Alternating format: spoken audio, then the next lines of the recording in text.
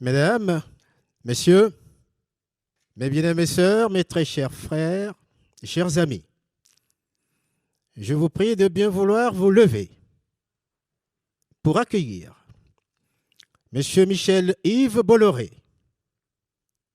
le très respectable frère Jacques-Noël Pérez, le très respectable frère Bruno Pinchat, grand orateur, et le très respectable grand maître de la Grange Laune nationale française, le très respectable frère Jean-Pierre Rollet.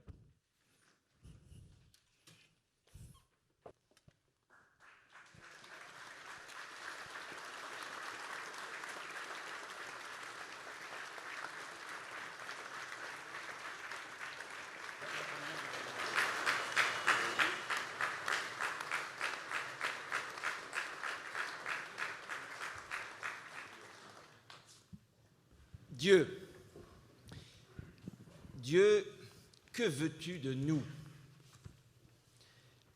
Cette exclamation, qui pourrait être une prière, ouvre la voie aussi à un savoir. Ce savoir, nous l'avons défini comme un savoir aux limites de la nature.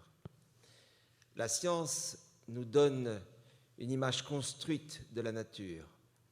La nature trouve dans des lois, des régularités, des vérifications, des découvertes, des multiplicités de savoirs quantifiables, ordonnables. Voilà ce que nous donne une science. Mais sans cesse, nous sommes dévorés par cette autre question. Une nature porte-t-elle au-delà? A-t-elle quelque force de propagation? Est-ce que la nature nous dit quelque chose? Est-ce que la nature a des limites qui peuvent être transgressées? Et c'est à cet instant que, humains, tous que nous sommes, nous demandons, mais Dieu, que veux-tu de nous? Alors ce soir, nous avons demandé à deux voies spirituelles, deux voies de savoir, deux voies de maturité à nous aider à répondre à ces questions si profondes, si difficiles, qui entêtent notre vie, qui donnent un goût de mort à nos vies et un goût de vie à nos morts.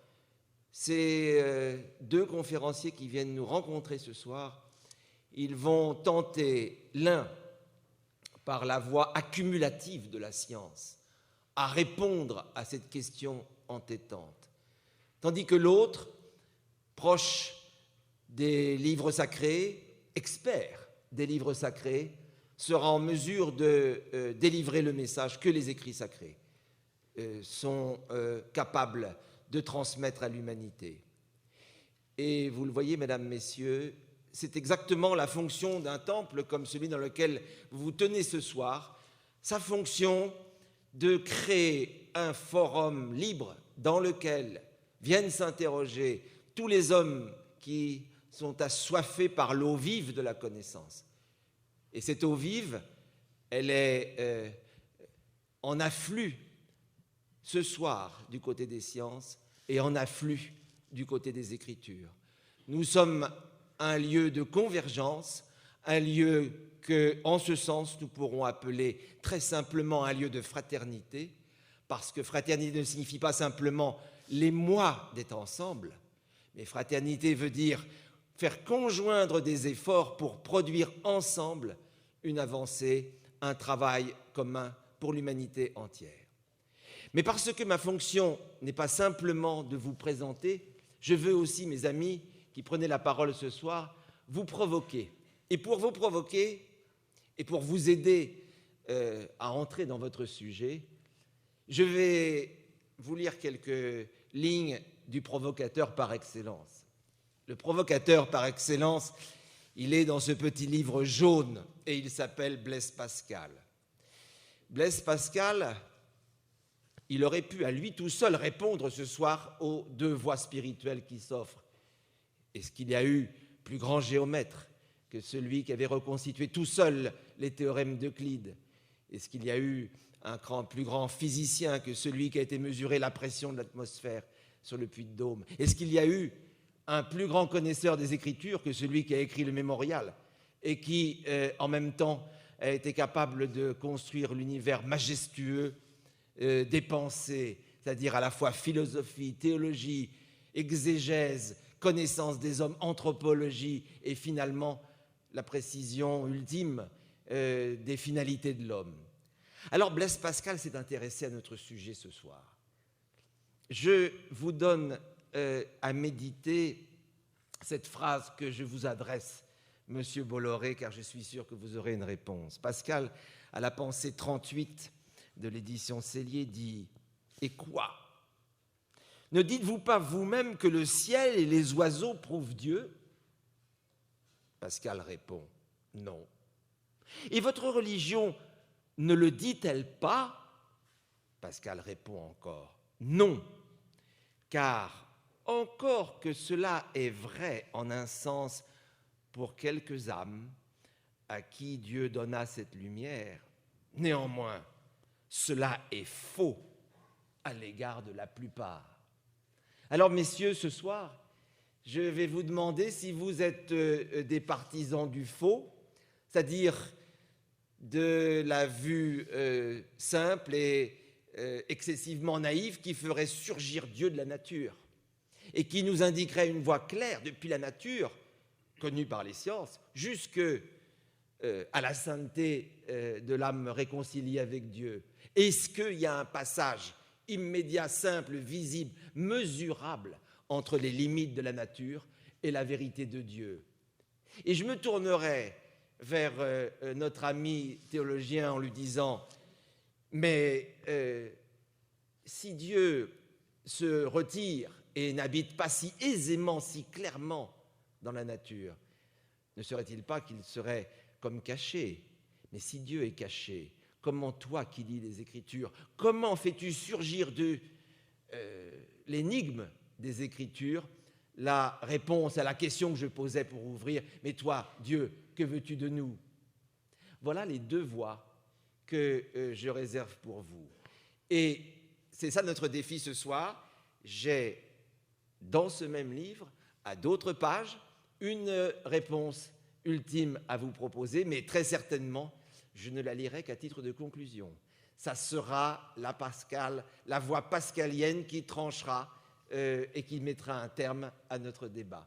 Vous êtes donc regardé par Pascal, vous êtes provoqué par Pascal, et il me semble que vous avez donc 1000 raisons de prendre la parole en toute liberté et nous réjouir et nous instruire ce soir. Alors, Monsieur Bolloré, c'est vous qui commencez.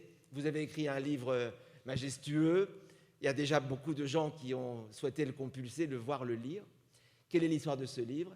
Quelle méthode est impliquée? Et comment vous répondez à la provocation de Pascal?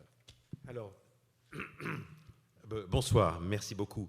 Alors, pour Pascal, d'abord, je vous remercie parce qu'effectivement, c'est vraiment quelqu'un qui est absolument hors du temps. Il est absolument extraordinaire, Blaise Pascal.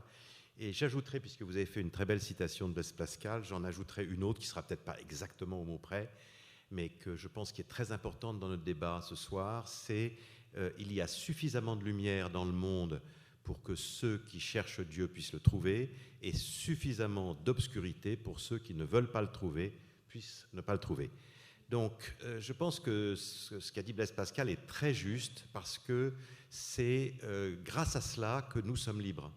C'est-à-dire que si l'existence de Dieu était absolument évidente, eh bien nous n'aurions moins de liberté, nous n'aurions plus de liberté ou moins de liberté. Et si par contre il était inatteignable, eh bien au fond le but qui nous est confié ne serait pas atteignable, ce serait triste. Donc je pense que les choses sont assez réglées exactement pour ce que vous avez dit, et qu'il y a tout ce qu'il faut pour ceux qui le cherchent. Et je pense que si les gens sont ici ce soir, c'est parce que justement ils veulent essayer d'avancer dans cette lumière qui permet d'atteindre Dieu si on le cherche. Alors après ça, vous me posez la question de l'histoire de ce livre. Écoutez, voilà, c'est une longue histoire. Je l'ai faite avec un co-auteur qui est un ami, qui est un profil pas très classique, pas très conventionnel, puisqu'il était d'abord incroyant, il était athée. Il est rentré à Polytechnique, ce qui est tout à fait brillant sur le plan scientifique. Et puis, il s'est dit, il faut quand même que je réfléchisse un peu à toutes ces questions-là, c'est important pendant qu'il était à Polytechnique. Et il a dit, bon, les croyants, moi je vais en faire, c'était son expression, je vais en faire du petit bois, je vais démontrer que toutes les preuves de l'existence du Dieu sont complètement fausses. Et donc, il s'est attelé, parce qu'il est très méthodique à tout ça. Et puis alors, il s'est aperçu que ce n'était pas vrai du tout, que c'était tout à fait l'inverse, qu'il y avait tout à fait des preuves de l'existence de Dieu. Et donc, il a commencé par être déiste, ce qui est le chemin normal, je dirais, pour toute personne. Et ensuite, bon, il est devenu chrétien. Alors, ça, c'est pour son histoire personnelle. Donc, voilà un profil qui est intéressant. Et puis, nous nous connaissons parce qu'on a travaillé ensemble sur divers sujets. Et puis, je ferai assez court. À un moment, on s'est dit, s'il y avait un bon livre accessible à tout le monde, un bon livre accessible qu'on puisse trouver en un seul volume, facile à lire, tout ce que, aujourd'hui, la rationalité nous dit sur l'existence de Dieu, et plus précisément, d'ailleurs, d'un Dieu créateur. N'essayons pas de savoir comment il s'appelle, n'essayons pas de savoir ce qu'il pense, n'essayons pas de savoir ce qu'il veut. Est-ce qu'il y a déjà un bon livre sur simplement qu'est-ce que la raison peut nous dire de l'existence d'un Dieu créateur? Alors on s'est dit, voilà, ça serait vraiment le livre à faire. Il faut que ce livre, en plus, il soit lisible par tout le monde. Et donc, on s'y est mis au travail. Heureusement, on s'est trompé. On a pensé que ça prendrait 1 an de notre temps. Et donc, on avait un budget pour 1 an. Ça n'a pas pris 1 an, ça a pris 3 ans et demi. Alors qu'en plus, nous étions aidés par 20 personnes pour l'écrire. Donc, c'est un gros travail. Voilà Genèse. Et puis, finalement, ce livre, on ne s'attendait pas vraiment à ce qu'il ait du succès. Mais on est très heureux de voir que finalement, c'est un sujet qui intéresse beaucoup les gens. Je pense que c'est vraiment quelque chose qui est très marquant. C'est qu'il y a 6 mois, il y a eu un sondage IFOP qui est sorti en France. 51% des Français ne croient plus du tout en l'existence de Dieu. Alors, cette ligne de fracture, elle ne passe pas entre le nord et le sud, ou l'ouest et l'est, elle passe dans les familles, elle passe dans nos amis, elle passe entre nous. Et donc, beaucoup de gens se réveillent en disant « Mais qu'est-ce que je dis à mon père? Qu'est-ce que je dis à ma sœur? Qu'est-ce que je dis à mon fils sur ce sujet-là qui me pose des questions ?» Et voilà, donc je pense qu'il y a plus d'intérêt sur cette question aujourd'hui qu'hier. Je vous remercie de cette première prise de parole. Jacques-Noël Pérez, si le Dieu est caché, pourquoi la Bible est-elle moins obscure que la nature? Parce que Dieu, on le trouve peut-être ailleurs que dans la nature aussi. Je dis aussi. Je suis théologien, vous l'avez rappelé. J'ai en tête un aphorisme d'Évagre le Pontique. Alors, je ne sais pas si tout le monde connaît Évagre le Pontique, c'est un père syriaque du IVe siècle. Évagre, dans ce chapitre sur la prière, écrit « Si tu es théologien, tu prieras vraiment. Et si tu pries vraiment, tu es théologien. » Alors évidemment, pour Évagre, la théologie, le discours sur Dieu, la théologie commence précisément par la découverte du monde, par un regard porté sur le monde. Mais ce n'est pas suffisant. Il dit qu'il faut aller plus loin. Il faut s'élever du contingent immatériel pour aller vers le spirituel.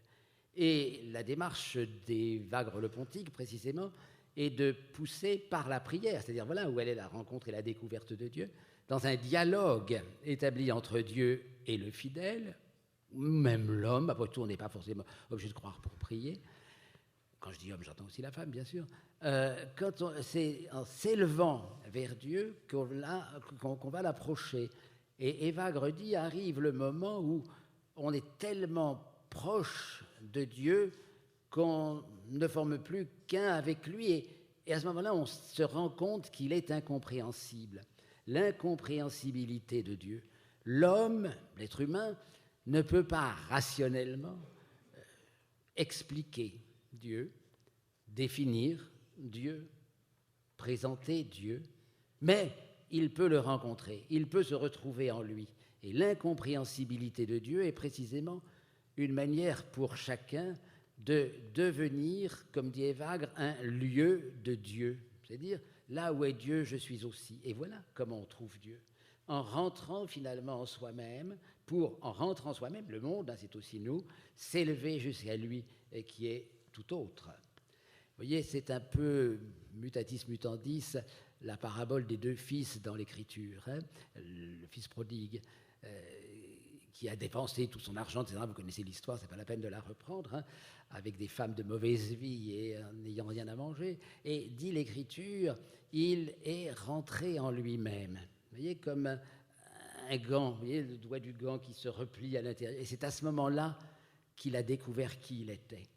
Et très intéressamment, c'est en reconnaissant qui il est qu'il a rencontré Dieu et qu'il est revenu vers son Père, le Père. Alors, vous voyez, est-ce que la nature joue un rôle dans cette affaire? Si nous espérons, si nous pensons être aussi de la nature, oui, après tout, pourquoi ne rencontrerais-je pas Dieu en moi et en chacun de mes frères? Finalement, rencontrer Dieu, ce n'est pas simplement pouvoir parler de Dieu, mais c'est pouvoir parler avec Dieu, voire parler Dieu.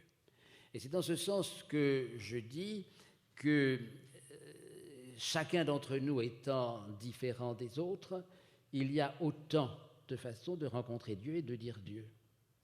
Saint Augustin, vous connaissez Augustin d'Hippone, en 430. Augustin, dans les Confessions, qui est le plus beau livre que j'ai jamais lu, même, je dis toujours que je voudrais qu'on en mette un exemplaire dans mon cercueil, que je ne m'ennuie pas pour l'éternité. Dans les Confessions, au livre 12, chapitre 42, Augustin raconte cette histoire en disant, voilà, nous sommes en train de discuter sur la Bible. Et puis, donc sur l'Ancien Testament, un passage de Moïse, c'est-à-dire le Pentateuque, les premiers livres, et Augustin dit, il y en a un qui arrive et qui dit, mais Moïse, en écrivant cela, a pensé comme moi. Et dit Augustin, mais un autre aussi survient et dit, pas du tout comme toi, mais comme moi. Et Augustin dit, mais après tout, pourquoi l'un et l'autre n'expriment-ils pas la voix de Moïse aussi? Et puis un quatrième et un cinquième, et autant que l'on veut. Et Augustin termine en disant, finalement, chacun appréhende non pas la vérité, mais la vérité en ses nuances. Il n'y a pas une vérité, ou s'il y a une vérité, nous la connaissons, nous ne la percevons qu'en chacune de ses nuances. C'est la raison pour laquelle, finalement, qui que nous soyons, et après tout peut-être même, quelle que soit notre religion, nous apercevons une nuance de la vérité divine, pour peu que, effectivement, comme je l'ai dit tout à l'heure, nous approchions de Dieu par ce qu'on appelle la prière, ce dialogue. C'est intéressant, un dialogue. La prière, c'est un dialogue. Nous parlons, mais aussi Dieu nous parle. Je veux dire que ce n'est pas simplement un monologue. Les prières qui sont des longs discours n'ont aucun intérêt. Il faut réellement comprendre ce que cela signifie et ce que cela nous dit secrètement. Je crois que le public commence à comprendre ce que signifie et des regards croisés. C'était ça le thème de la soirée. Regards croisés, deux personnalités, deux méthodes, et l'un comme l'autre dans leurs différences, répondant à cette cri initiale que je formulais, qui est le cri de la prière étant au fond le premier geste avant même qu'elle se transforme ou se cristallise en savoir, l'attitude d'oblation du vivant à l'égard de son Créateur. Mais, Monsieur Bolloré, votre rencontre, et bien sûr ici, je ne vous demande pas de raconter votre cheminement personnel, mais votre rencontre avec les sciences de la nature a été le point qui permet de développer votre propos ce soir. Vous avez une problématique cosmologique. Au fond, vous n'avez pas reculé devant ce ciel dont parlait tout à l'heure Pascal. Alors, quel est le message cosmologique que vous transmettez ce soir?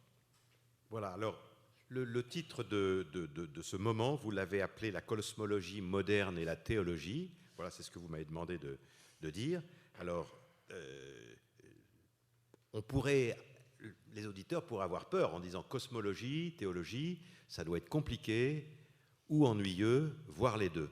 Et en fait, ce que je voudrais dire, c'est que ce n'est pas du tout compliqué. Ce que nous allons développer, ce sont des idées très simples. Elles sont, en plus de ça d'être simples, elles sont tranchantes, elles sont ce qu'on dit aujourd'hui clivantes, déterminantes. Elles sont en plus, comment dirais-je, relativement conflictuelles, parce que quand on trouve des preuves, au sens qu'on expliquera plus tard, de l'existence de Dieu dans la cosmologie, eh bien évidemment c'est conflictuel avec beaucoup de gens. Et comme c'est conflictuel, finalement le sujet est passionnant. Alors, ce qu'on peut commencer, si vous voulez, dans la cosmologie, c'est qu'on peut dire que, grosso modo, depuis la Renaissance, c'est-à-dire depuis Copernic en cosmologie, qui est en 1540, de Copernic jusqu'à Einstein, c'est-à-dire de la Renaissance au XXe siècle, la cosmologie et la théologie n'avaient rien à se dire.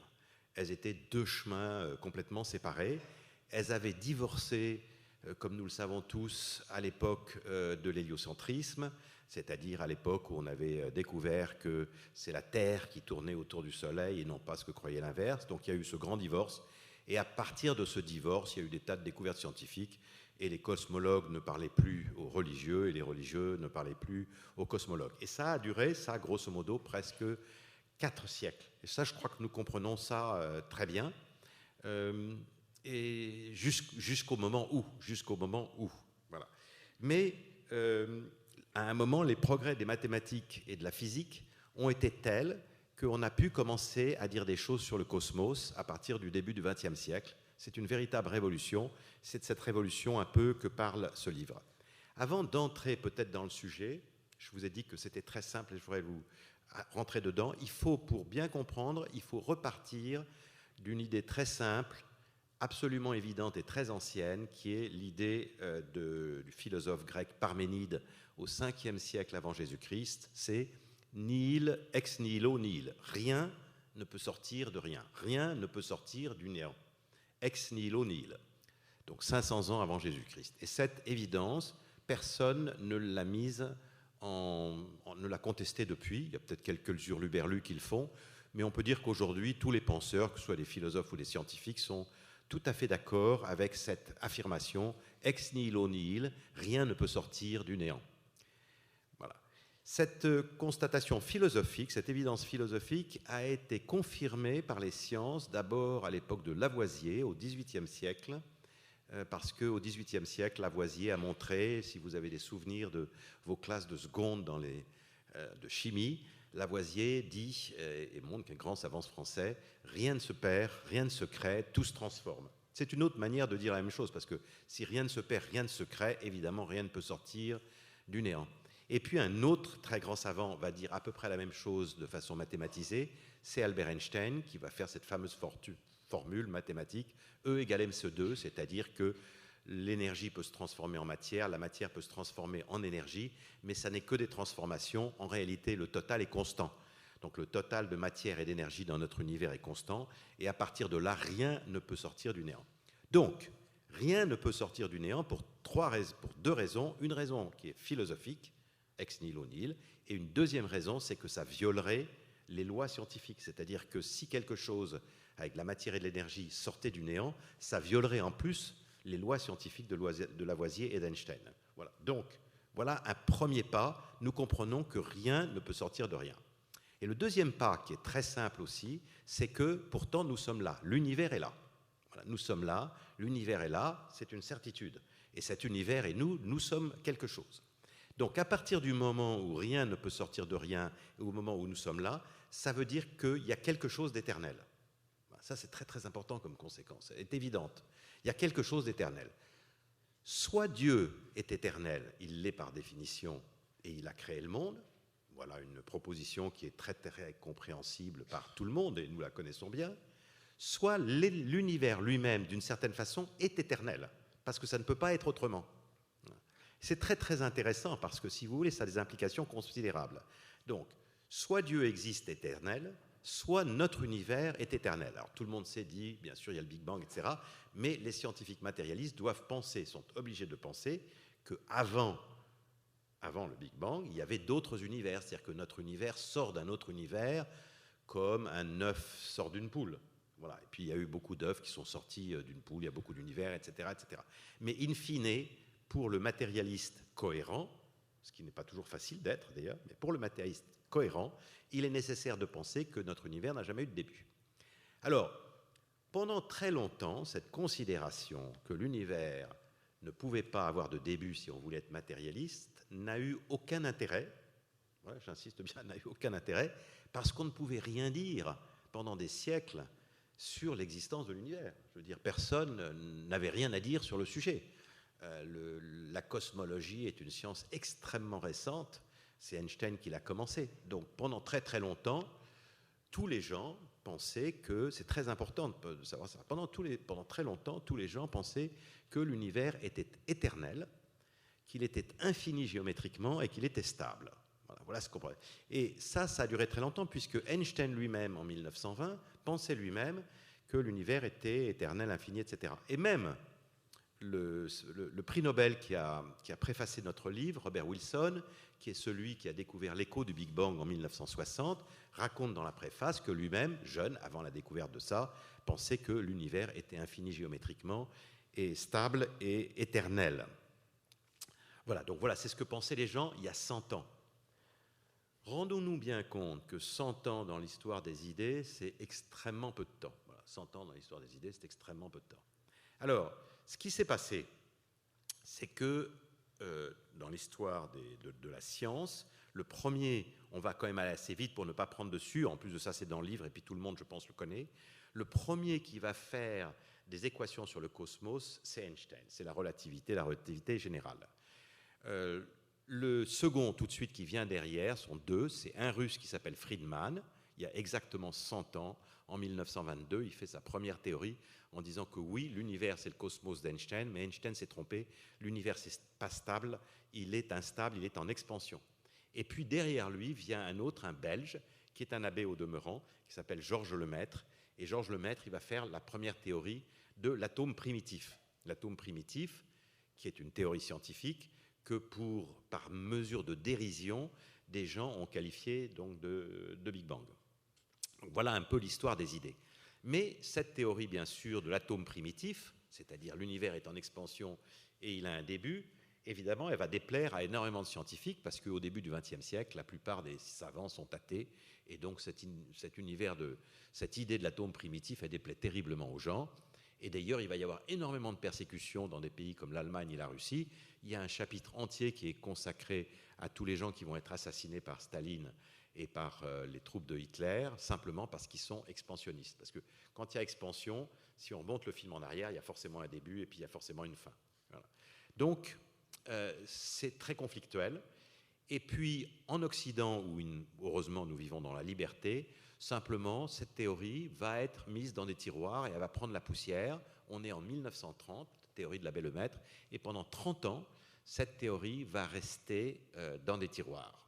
Et puis, il se trouve qu'en 1960, avec les progrès des grandes antennes satellites, un savant qui s'appelle Robert Wilson, qui a eu le prix Nobel pour ça, découvre que ce qu'on appelle en langage populaire l'écho du Big Bang, c'est du langage populaire, mais prenons-le parce que c'est celui qui est le plus compréhensible, que l'écho du Big Bang, on l'entend toujours. Or, c'est ce que la théorie scientifique prévoyait. Donc, à partir de 1960, on commence à dire, ah ben oui, ben voilà, le début de l'univers, il est là.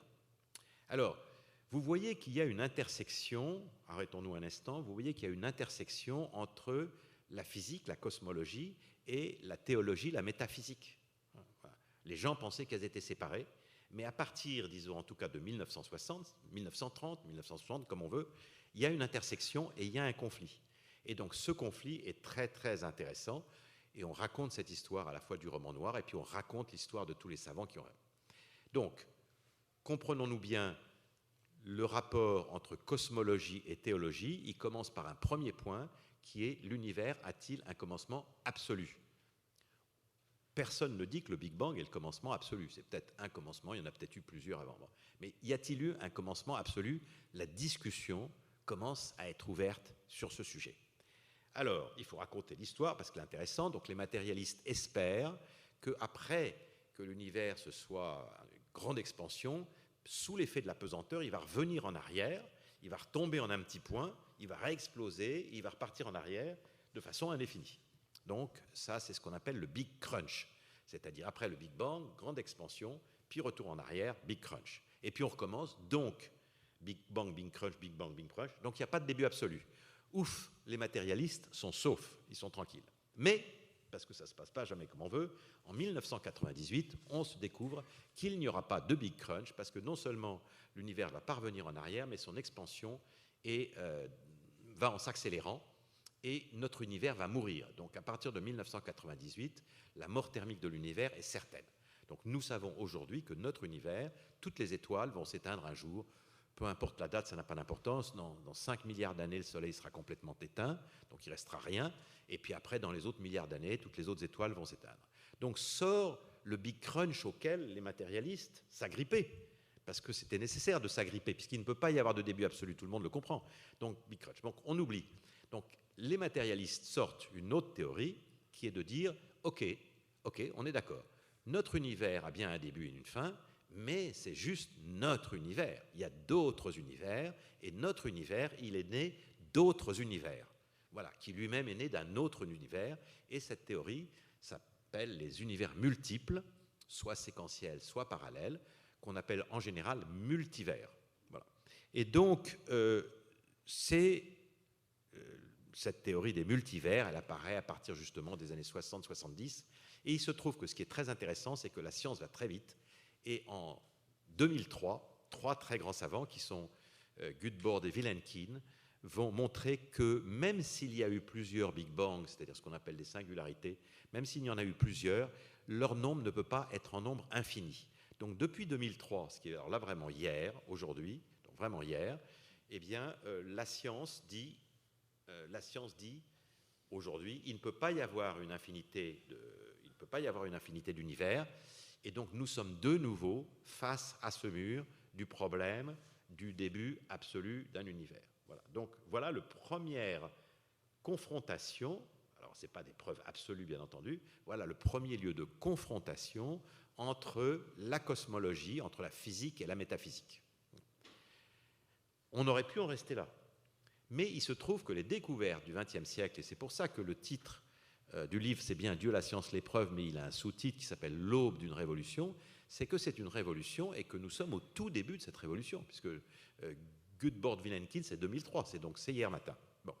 Mais il y a une autre découverte cosmologique qui va venir télescoper la métaphysique, ce sont les réglages de l'univers, ce qu'on appelle le principe anthropique, anthropique là au sens de homme, anthropos. Le principe anthropique, qu'on appelle aussi le réglage fin de l'univers, c'est qu'on a commencé à mathématiser, à partir des années 70, on a des très grands ordinateurs, et on arrive à modéliser l'univers, on met des modèles mathématiques dans des ordinateurs, on fait tourner les ordinateurs, et on peut voir ces modèles mathématiques, et on peut les faire varier en faisant varier les paramètres. Notre univers repose grosso modo sur 20 ou 30 paramètres. 20 ou 30 paramètres, voilà. C'est à la fois beaucoup et pas beaucoup. Ces paramètres, vous les connaissez. Par exemple, il y a la vitesse de la lumière. Bon, la vitesse de la lumière, c'est 300 000 km/s. Voilà. Et puis les savants se disent, et si la vitesse, à la place de faire 300 000 km/s, elle n'en faisait que 290 000 ? Ou si elle en faisait 310 000, qu'est-ce qui se passerait ? Mais il y a d'autres forces. Il y a la constante de gravité, il y a les forces faibles, il y a les forces fortes. Et puis il y a cette fameuse explosion initiale du Big Bang, dont on connaît la vitesse très bien. Et on connaît la vitesse d'expansion de l'univers, qu'on appelle en langage populaire la vitesse d'explosion de l'univers, on la connaît, pensez, jusqu'à la 15e décimale. Ouais, c'est quand même assez extraordinaire, une vitesse à 15 décimales. Dans notre numéro de sécurité sociale, on n'a que 12 ou 13 chiffres, donc tu vois, c'est très très long comme nombre de connaître la 15e décimale. Et on a quelqu'un, un grand savant qui s'appelle aussi Dicke, dans les années 70, va mettre tout ça dans un ordinateur, et il se dit, qu'est-ce qui se passe si on fait varier la 15e décimale de la vitesse d'expansion de l'univers à son origine, c'est-à-dire de la vitesse d'explosion. Et si on la fait varier la 15e décimale de 1 en plus ou en moins, l'univers n'existe plus. Alors là, c'est la stupeur. Et on s'aperçoit que c'est la même chose avec tous les autres paramètres. C'est-à-dire si on fait varier les paramètres de notre univers, entre parenthèses, je fais une parenthèse, l'intelligence de l'homme est extraordinaire. Je veux dire, qu'on soit arrivé à un niveau de connaissance comme ça, c'est extraordinaire. Bon, alors donc ça, le principe anthropique, c'est quelque chose qui va à partir de 1970 jusqu'à maintenant. Tous les savants, pour nous qui sommes ici à nous poser le rapport entre cosmologie et théologie, tous les savants sont d'accord sur ce fait que les 30 paramètres de l'univers sont tous réglés à la 5e, 10e, 15e ou 20e décimale. C'est-à-dire que c'est un réglage extraordinaire. Bon, alors, comme beaucoup de scientifiques sont matérialistes, qu'est-ce qu'ils disent ? Voilà. Qu'est-ce qu'ils disent ? Eh bien, leur théorie, qui n'est pas impossible d'ailleurs, c'est qu'il y a une infinité, c'est très très improbable, notre univers est très improbable, On a eu un grand coup de chance, mais il y a des milliards d'univers parallèles, donc là, parallèles ce coup-ci, il y a des milliards d'univers, et donc dans ces milliards d'univers, dans la plupart, il n'y a rien du tout, parce qu'ils ne sont pas tombés sur les bons réglages des paramètres, des bonnes constantes, et nous, on est tombé dans le bon univers. Voilà, ça c'est la théorie des savants matérialistes aujourd'hui. C'est très intéressant parce qu'il n'y a pas d'autres théories alternatives. Ce qui veut dire que souvent, on parle des matérialistes en disant ils sont incroyants. J'ai même dit, quand j'ai parlé de mon co-auteur Olivier Bonassi tout à l'heure, c'est que jeune, il était incroyant. Donc moi-même, j'utilise ce mot incroyant, mais en réalité, ce n'est pas vrai du tout.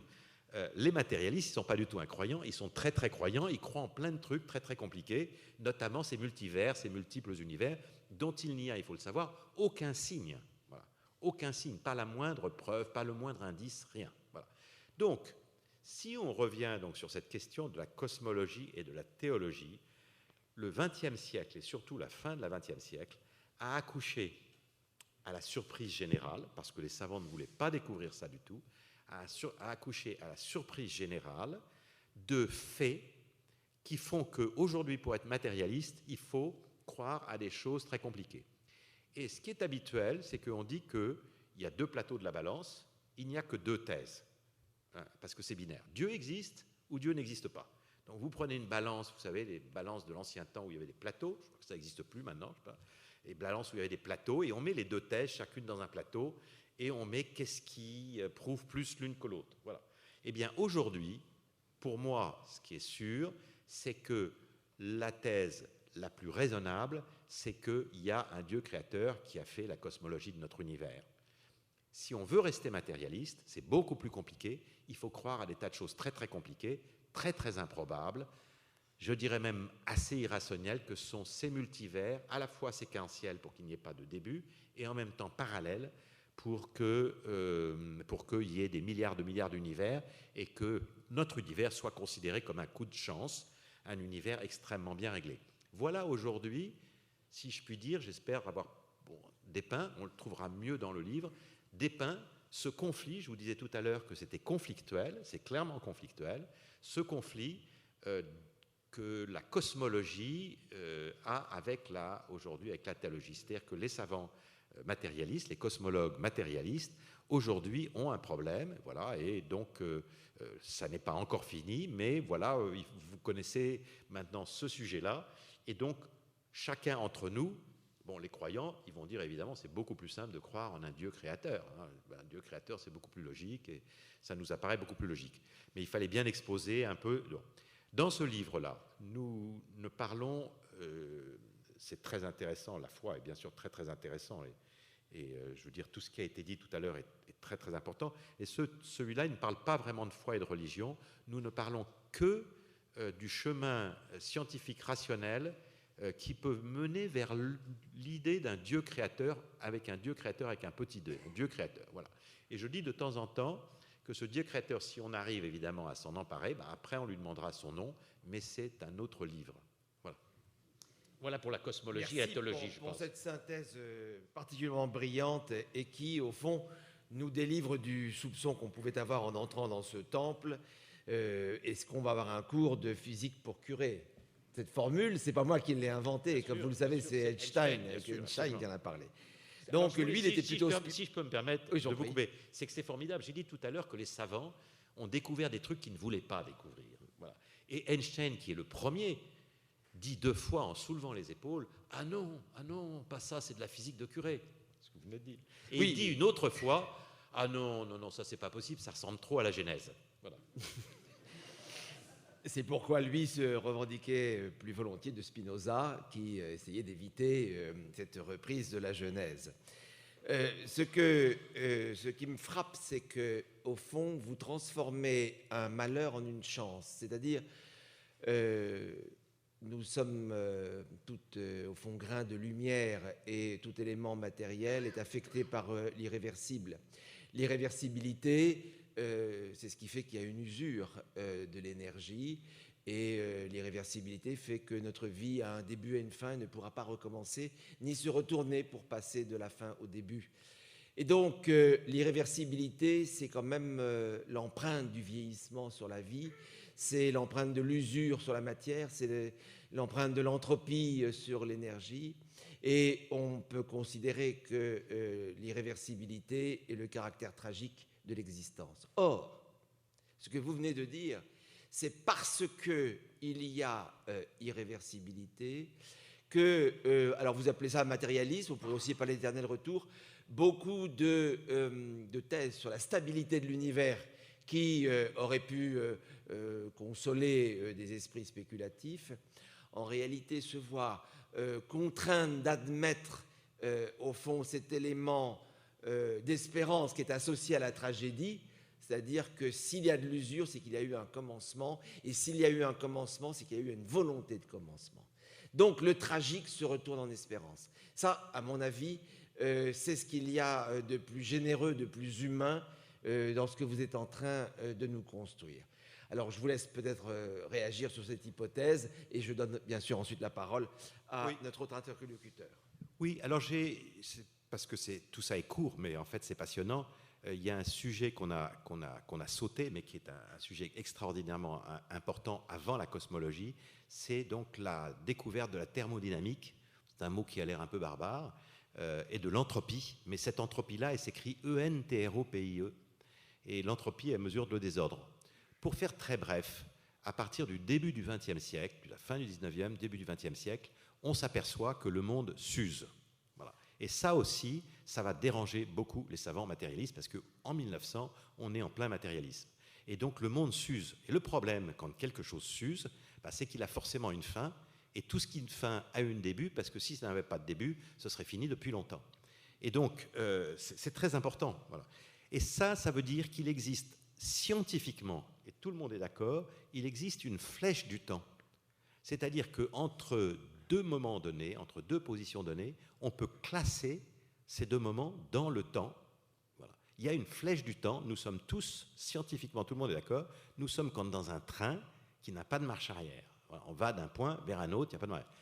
C'est très intéressant cette question de la flèche du temps dont on parle dans le livre, c'est parce qu'elle ruine, à mon avis, toutes les philosophies et les théories et les religions de l'éternel recommencement. Il y a énormément de religions, de choses, on revient en Internet, etc., on recommencera, la réincarnation, etc., etc. Donc, sans aller trop loin, je pense qu'on peut dire que l'entropie, Einstein, en voyant la formule de l'entropie, d'abord il n'a pas voulu y croire, puis après il s'est rangé, et même il a dit à la fin, c'est la formule mathématique la plus importante de tous les temps. Voilà. Et donc, l'entropie, c'est une flèche du temps. Il n'y a pas de retour en arrière dans le temps. Voilà. Et comme vous le dites, le fait qu'il n'y ait pas, voilà, exactement, c'est de là que naît notre optimisme. C'est de la mort que naît l'optimisme. Alors, que va dire le théologien de ce renversement du pire en meilleur ? Oh, je ne peux que m'en réjouir, Mais je veux dire, voyez, mon ami, ce que vous avez dit ne me chagrine, il ne me contriste d'aucune manière. Au contraire, même, je pense avoir quelques brins d'intelligence qui me permettent de comprendre et de me dire, après tout, les savants nous enseignent ceci, cela, après avoir fait des études thermodynamiques et tout le reste, eh bien, je les écoute volontiers. Alors vous allez me dire, mais la Genèse ne dit pas la même chose, l'Écriture ne dit pas tout à fait cela. Oui, c'est vrai. Mais l'Écriture, la Genèse, en tous les cas, la Bible, n'est pas un livre de science, ni un livre d'histoire. Il est une parole. Ah, c'est très intéressant. Une parole dans un livre. En fait, un livre, c'est plutôt un écrit qu'une parole. Je dis souvent que la Bible n'est que de l'encre sur du papier. Elle n'est que de l'encre sur du papier, à moins que, en la lisant, j'entende une voix qui me dit ceci ou cela. C'est-à-dire que c'est dans mon travail avec l'écriture que j'entends une parole de Dieu, Dieu qui me parle. Et en ce sens, il peut très bien me dire, oui, en lisant le récit de la Genèse, tu vas comprendre autre chose. Et le récit de la Genèse, vous voyez, c'est assez intéressant, il ne donne ni les causes, ni les raisons ni la finalité de la création en 6 jours, c'est ce texte. On ne sait pas pourquoi, on ne sait pas comment les choses ont été créées, sinon que Dieu dit. Il s'aperçut à la fin que c'était très bon. Ce qui est important dans le texte biblique de la création, sur la création, c'est de montrer qu'il y a un Dieu créateur qui a créé comment et avec quoi? Ex nihilo. Alors, les théologiens, quelquefois, dans l'Antiquité déjà, diront, vous avez parlé vous m'avez fait penser à Origène, précisément, si Dieu est éternel, le monde est éternel aussi, Origène le dit. Pourquoi? Origène d'Alexandrien. Pourquoi? Bien parce que Dieu est tellement tout qu'il ne peut y avoir rien à côté de lui. Il ne peut pas y avoir de vide à côté de lui, puisqu'il est le tout. Donc s'il n'y a pas de vide, s'il n'y a pas de rien, il ne peut pas créer à partir de rien. Il ne peut créer qu'à partir de lui. Et finalement, lire le texte de la création, vous voyez, c'est d'ailleurs quand on regarde le texte hébreu, Bereshit, le premier mot de la Bible, c'est pas au commencement, mais c'est dans le commencement. Quand Dieu a commencé à créer, il a créé le ciel et la terre. C'est-à-dire qu'il y a un moment où Dieu a décidé de créer. Alors évidemment, il a décidé à un moment. Y a-t-il un temps pour Dieu? Dieu est-il dans le temps? L'Écriture et la fréquentation qu'on peut avoir de Dieu nous dit non. Dieu n'est pas dans le temps puisqu'il est l'Éternel.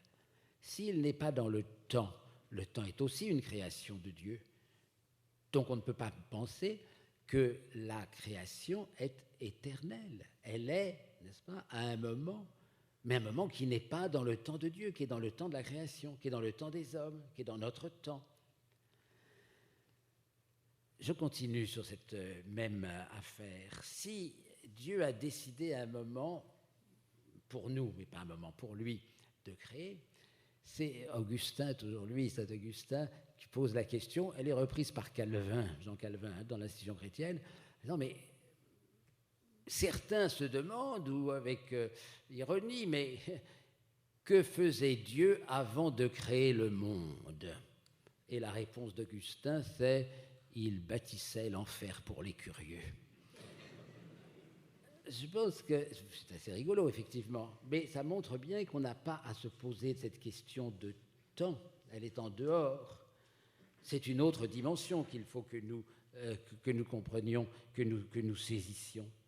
Et ce qui est important, c'est que la création est, pour le croyant, œuvre d'un Dieu créateur. C'est un postulat, je veux bien qu'on le définisse comme tel, mais c'est ce que ma foi me dit.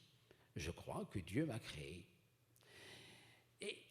Et on ne décrit pas, justement, quand je dis un Dieu créateur, il n'y a pas de description de Dieu ni de son action en soi, de la raison d'être, n'est-ce pas, de la manière qu'emploie le Créateur pour créer.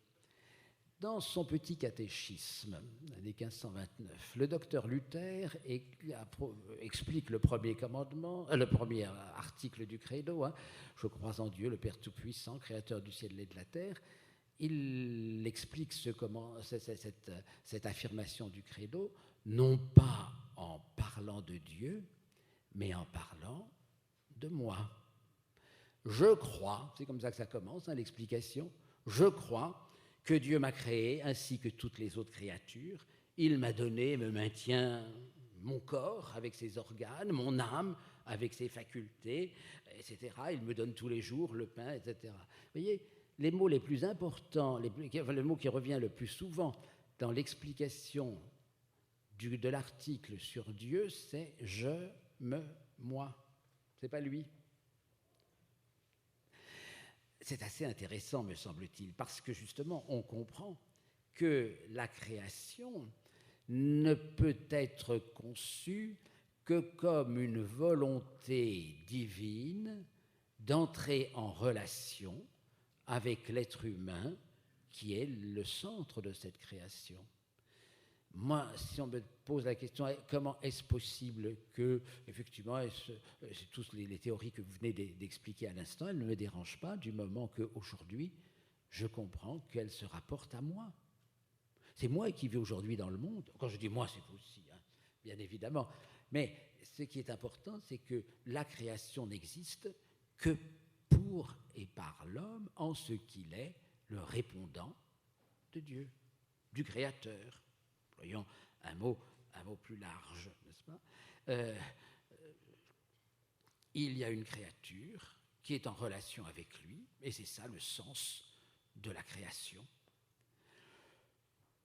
La Bible ne dit pas autre chose, me semble-t-il, et je puis, en tant que théologien protestant, qui fait référence souvent à l'Écriture, me dire qu'après tout, ça ne me dérange pas du tout si M. Bolloré m'explique un tas de choses. D'ailleurs, vous avez terminé par, vous avez dit, moi je crois que, hein, à la fin, vous avez employé le rasoir d'Occam, hein, pour ça, hein, en disant qu'effectivement, c'est la solution la plus simple qui est la meilleure, mais c'est vous qui le pensez, hein, qui le croyez, et après tout, ben, ça ne change rien à votre foi. Comme moi, ça ne change rien à la mienne, au contraire, j'écoute avec intérêt et passion même ces grandes explications qui m'ouvrent sur des mondes quelquefois inconnus de moi, mais qui peuvent précisément approfondir ou m'aider à approfondir la relation que j'ai avec celui que je reconnais comme mon créateur. Hein. Vous voyez, vous citez, chemin faisant, dans votre livre, un auteur qui cite William Paley.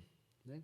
Et William Paley, c'est un anglican, un pasteur anglican, mort au tout début du XIXe siècle, si je ne me trompe, dans son livre sur la théologie naturelle, hein, va employer, c'est lui qui est le premier à ce que je sache, ce qu'on sait, emploie l'exemple de l'horloger. Hein, s'il y a une horloge, il y a un horloger.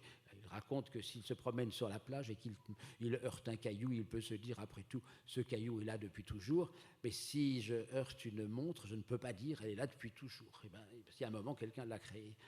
Et Paley dit, on arrive à cette idée qu'il y a donc un artisan qui a fait cette montre, il y a donc quelqu'un d'intelligent qui a fait le monde, et lui va donc développer l'idée d'un créateur intelligent, intelligent creator, hein, c'est son terme qui revient plusieurs fois dans son ouvrage. Hein. Et Dieu est donc la cause certainement adéquate de la création, hein, mais je reprocherais volontiers à Paley de faire de Dieu non pas un créateur, mais seulement un manouvrier. Hein. Il était celui qui a arrangé des rouages que d'autres peut-être avaient polis avant lui. Mais il n'empêche que derrière cette idée qu'il développe d'un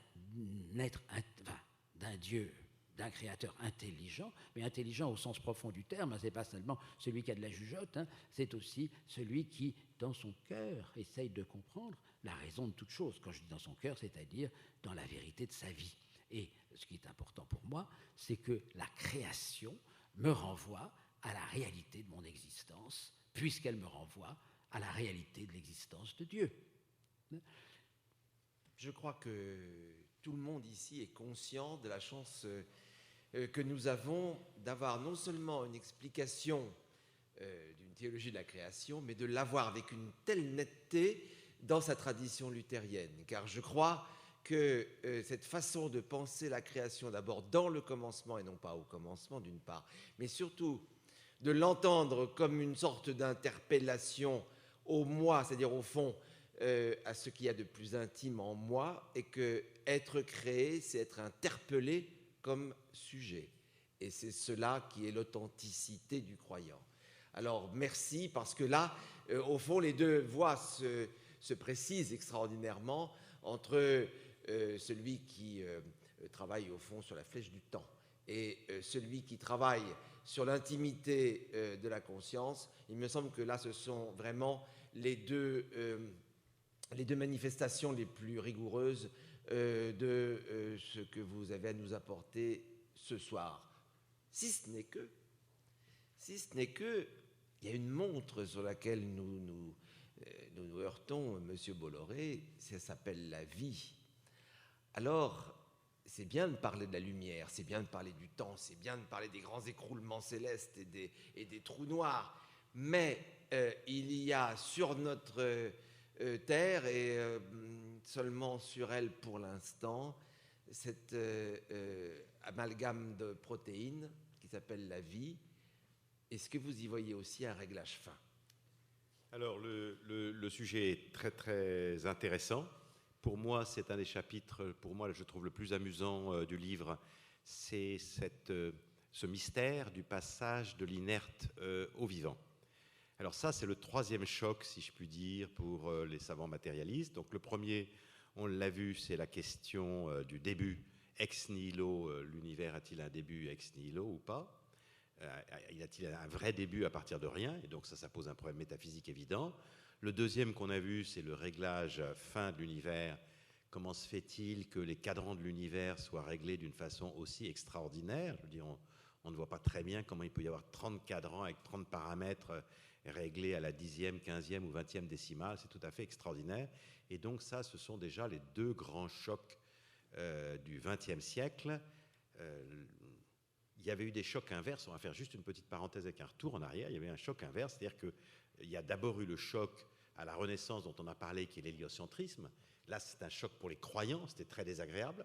Après ça, il y a eu Buffon sur l'âge de la Terre, parce qu'on croyait que la Terre avait quelques milliers d'années, et Buffon va commencer à découvrir que pour lui, elle en a au moins plusieurs millions. Donc ça fait un choc terrible. Et puis le troisième choc qui est pire encore, ça a été Lamarck et Darwin. Donc je vais très très vite. Voilà. Donc vous voyez, c'était des chocs entre la Renaissance et 1900, des chocs successifs qui sont venus et qui ont contribué beaucoup à ce qu'on a dit tout à l'heure, c'est-à-dire au fait qu'il y a eu beaucoup de gens qui sont devenus, comme on dit, incroyants ou matérialistes. Et ça. Et alors, puisqu'on est dans un retour de balancier, Donc, premier retour du balancier, c'est l'entropie, c'est-à-dire le tout s'use. Le deuxième retour de balancier, c'est l'expansion de l'univers. Ce sont des choses indépendantes, en fait, mais les deux, l'entropie comme l'expansion, conduisent au fait qu'il y a un début absolu. La troisième chose, c'est les réglages fins qui posent un problème.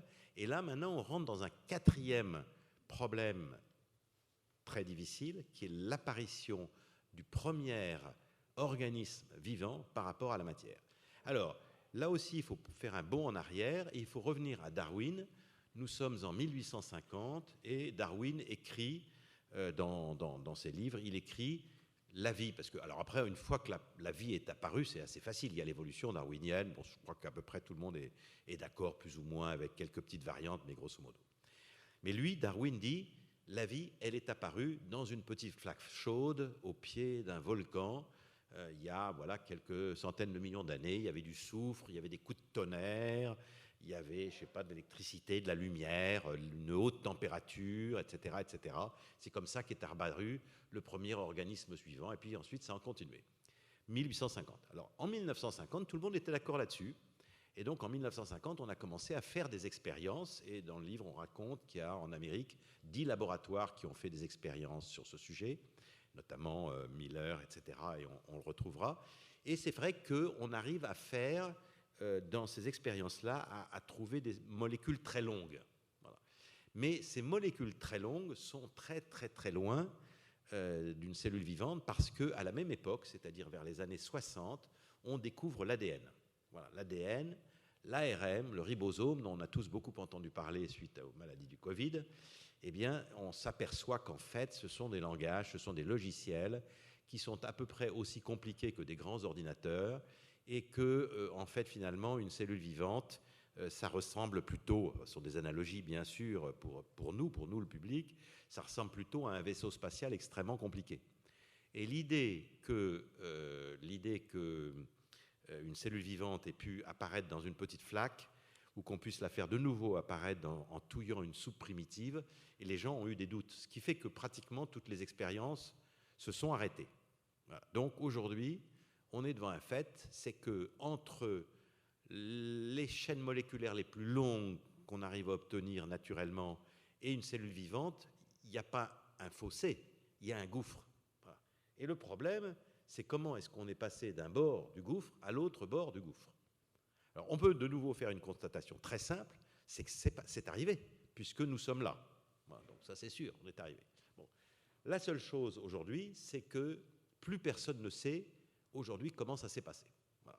Et donc, ce qu'on peut dire simplement, la thèse de la plupart des gens, c'est qu'il y a des réglages dans l'univers pour nous, on appelle ça un nouveau super principe anthropique. Il y a des réglages extraordinaires dans l'univers qui fait que finalement c'est arrivé. Mais c'est arrivé contre toute probabilité grâce à des lois que nous ne connaissons pas aujourd'hui, qu'on pense qu'on découvrira, mais qui font que le réglage de l'univers est encore plus extraordinaire que celui qu'on pense. Alors, je voudrais citer dans le livre une chose que j'aime beaucoup, mais tout ça est très difficile à croire. Je voudrais citer, nous avons fait un chapitre qui s'appelle « Sans citation de très grands savants ». Bon, ce qui est intéressant, c'est ce que disent les grands savants. Et donc, je vais juste donner une citation d'un grand savant qui s'appelle George Wald, qui est un matérialiste athée, donc, qui est prix Nobel, c'est important, récent, dans les années 1970, et il dit, voilà, la génération spontanée, aujourd'hui, on sait que ça n'est pas possible, en tout cas avec les lois connues. Donc, si on ne croit pas à la génération spontanée, ben, il ne reste que la création. Voilà, le problème, c'est que moi, personnellement, dit George Wald, c'est la citation 41, pour ceux qui la rechercheront. Hein. Moi, George Wald, j'ai décidé que je ne croirais pas en Dieu, et comme j'ai décidé que je ne croirais pas en Dieu, je décide de croire en ce qui est scientifiquement impossible, c'est la génération spontanée. Voilà, ça, c'est très, très intéressant. Voilà, c'est ce que pensent des grands prix Nobel. Et donc, aujourd'hui, nous sommes devant un grand mystère. On a pensé que c'était très facile. Des gens ont touillé dans des laboratoires des soupes primitives. Aujourd'hui, on sait qu'il y a un gouffre entre l'inerte et le vivant, c'est-à-dire que le vivant est d'une complexité absolument inouïe. L'ADN et l'ARN, ce sont des langages, ce sont des logiciels. Je crois que la densité d'informations dans une cellule, et écoutez bien, c'est 14 000 milliards de fois plus dense que dans les ordinateurs les plus puissants, en nanométrie. Vous voyez, vous vous rendez compte, la densité d'informations est tout à fait extraordinaire. J'étais aujourd'hui avec je déjeunais aujourd'hui avec un savant qui est à Santa Barbara en Californie. Je lui demandais où est-ce qu'il y a le plus de mémoire. Est-ce qu'il y a plus de mémoire dans une cellule vivante ou dans un iPhone? Et il m'a dit, moi je crois qu'il y a beaucoup plus de capacité, je parle de capacité de mémoire, il m'a dit, je crois qu'il y a beaucoup plus de capacité de mémoire dans une cellule vivante que dans un iPhone. Je ne sais pas si vous voyez toutes les mémoires que vous avez dans un iPhone, c'est absolument fabuleux. Ça veut dire qu'en fait, finalement, une cellule vivante est un objet extraordinaire. Alors, ça s'est passé puisque nous sommes là. Sauf que là, c'est devenu vraiment un vrai mystère. Et donc, les thèses faciles disant que la vie était apparue très facilement dans une flaque, eh bien, c'est pas vrai. Et puis, il y a une autre manière de le voir, c'est que très probablement, la vie, très probablement à 99%, la vie n'est apparue qu'une seule fois sur Terre. Voilà, c'est-à-dire que nous avons un ancêtre commun qui n'est pas du tout l'âme de Néandertal. Nous avons un ancêtre commun qui s'appelle LUCA, qui est l'acronyme en anglais de Last Universal Common Ancestor, notre ancêtre commun le plus lointain, Last Common Universal. Voilà, c'est-à-dire qu'il y a une cellule vivante qui est l'ancêtre commun de toute la vie sur la Terre et qui est apparue, grosso modo, 300 millions d'années, il y a 3,5 milliards d'années, c'est-à-dire 300 millions d'années après la naissance de la Terre.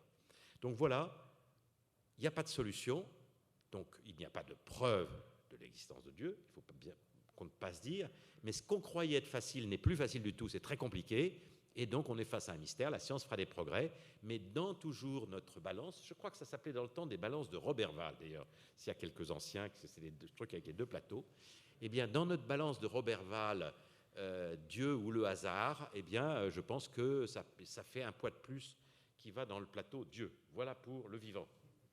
C'est bien d'avoir été aussi ferme et d'avoir mis en avant cette balance sur laquelle nous pesons les uns et les autres tour à tour, il faut bien le dire, chaque jour sur un plateau différent, puisque si l'univers est instable, notre âme aussi est affectée d'instabilité. Je voulais juste faire une remarque. Vous rendez-vous compte que vous parlez au mois de mai, et c'est le mois du printemps. Et avez-vous été saisi devant la fécondité inouïe de la nature, les prés, les fleurs, les insectes, les véritables nuages de vie qui, chaque année, se reproduisent malgré toutes sortes de pollutions limitatrices. Et comme vous le dites à juste titre, nous sommes tous vivants depuis le moucheron jusqu'à Einstein, issus d'une même cellule initiale que vous avez nommée, si j'ai bien entendu, LUCA. Lucas. Donc vive Lucas qui produit les prés, les vents qui couchent les fleurs et qui animent les arbres. Vous êtes, nous sommes. Et ça, c'est un des sens, mesdames, messieurs, de la fraternité que nous ne devons pas oublier. C'est que nous partageons tous des morceaux du même atome, de la même monade vivante initiale.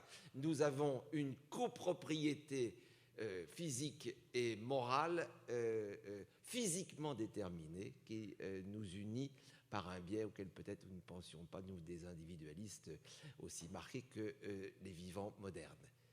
Le théologien.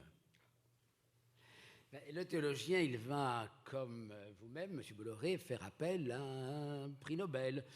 Je pense à Jacques Monod, le hasard de la nécessité. Nous avons lu ça il y a combien, une cinquantaine d'années, prix Nobel. Jacques Monod, qui était protestant d'ailleurs, Jacques Monod posait dans son livre, n'est-ce pas, expliquer cela en disant que le problème majeur, quand on parle de la vie, le problème majeur, c'est l'origine du code génétique et le mécanisme de sa traduction.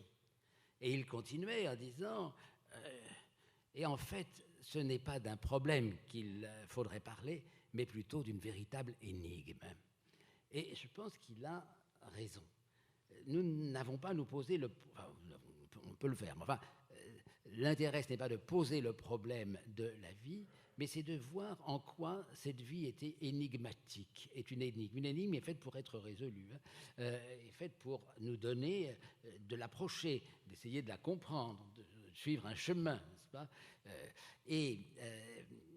Justement, comment allons-nous nous y prendre pour essayer de comprendre la vie ? Moi, je lis l'Écriture, comme d'habitude, et je vois que dès la création de l'être humain, il y a ce que les théologiens appellent le dominium terrae, l'ordre qui est donné aux protoplastes, nos premiers ancêtres, mythiques, de dominer la création, mais dominer au sens d'en être le Seigneur, c'est-à-dire aussi de lui apporter ce dont elle a besoin, la création.